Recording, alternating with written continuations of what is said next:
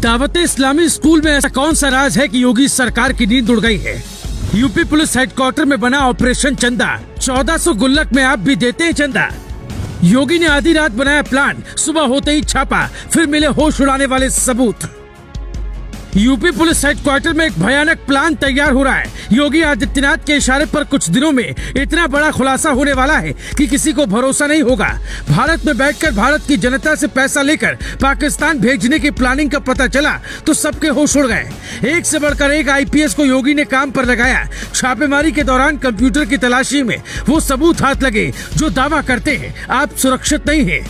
दावते इस्लामी नाम का संगठन दुनिया के सभी देशों में एक्टिव है।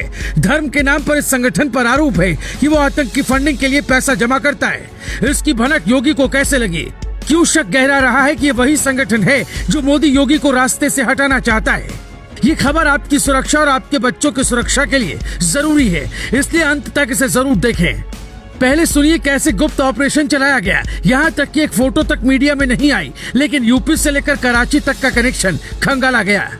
मौलाना ने दावा किया कि दावते इस्लामी स्कूल का कनेक्शन कराची से चंदा लेकर कन्हैया लाल की तरह ही और लोगों की हालत करना चाहता है। इस बयान के बाद यूपी पुलिस के एक सीनियर अधिकारी ने योगी से मुलाकात की। मिलते ही पूरा प्लान समझाया और कार्रवाई का आदेश मांगा।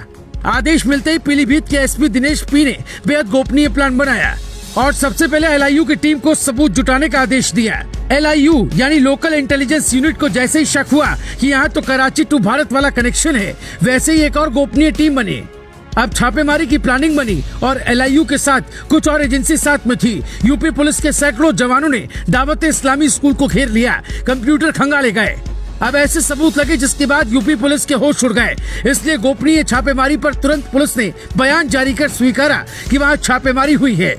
यानी जिन गुल्लकों में आप पैसा भलाई के लिए डालते हैं, उन्हीं पैसे से आपकी मौत की प्लानिंग होती है। गुल्लक पर लिखा है आपके चंदे को किसी भी जायज इस्लामी, रूहानी, खैर ख्वाही और भलाई के काम के लिए खर्च किया जा सकता है। ऐसे गुल्लक शहर में करीब 1400 रखे गए हैं। आप जानकर हैरान होंगे कि ये गुल्लक मंदिरों के आसपास भी रखा गया होगा।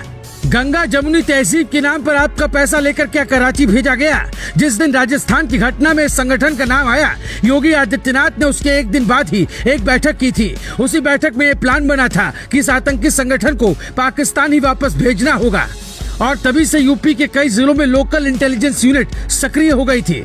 अब आपको बताते हैं कि ये संगठन भारत में कैसे एक नेटवर्क बना रहा है। 1989 में पाकिस्तान से उलेमा का एक प्रतिनिधिमंडल भारत आया था। इसी के बाद दावते इस्लामी संगठन को लेकर भारत में चर्चा शुरू हुई और इसकी शुरुआत हुई। भारत में दिल्ली और मुंबई में संगठन का हेडक्वार्टर है। सैयद आरिफ अली अत्तारी दावते इस्लामी के भारत में विस्तार का काम कर रहा है। भारत में विस्तार होता गया पर गुल्लक की कहानी समझ के परे है। अगर ये संगठन पाकिस्तानी है तो फिर भारत में चंदा इकट्ठा करने की साजिश क्या है? अगर ये संगठन आम लोगों की भलाई के लिए काम करता है तो भारत के किसी मुस्लिम की मदद का खुलासा क्यों नहीं किया गया? कन्हैया लाल के परिवार की मदद के लिए बीजेपी नेता कपिल मिश्रा ने कैंपेन चलाया। परिवार को 1 करोड़ मदद राशि भी दी, लेकिन दावते इस्लामी संगठन ने ऐसा क्यों नहीं किया?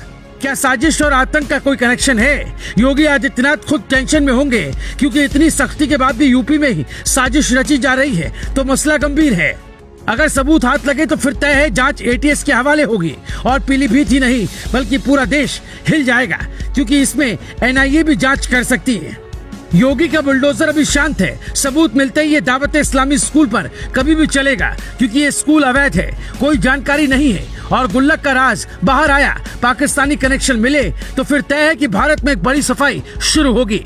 देश के भीतर बैठकर कौन लोग हैं जो हिंदुस्तान को टुकड़ों में बांटना चाहते हैं? बड़ी हैरानी की बात यह है कि अगर आज यूपी के सीएम योगी ना होते, कोई और होता तो क्या होता यह आपको भी पता है। आपको क्या लगता है इस संगठन के बारे में? आपकी क्या जानकारी? दर्शक हमें कमेंट में विस्तार से बता सकते हैं।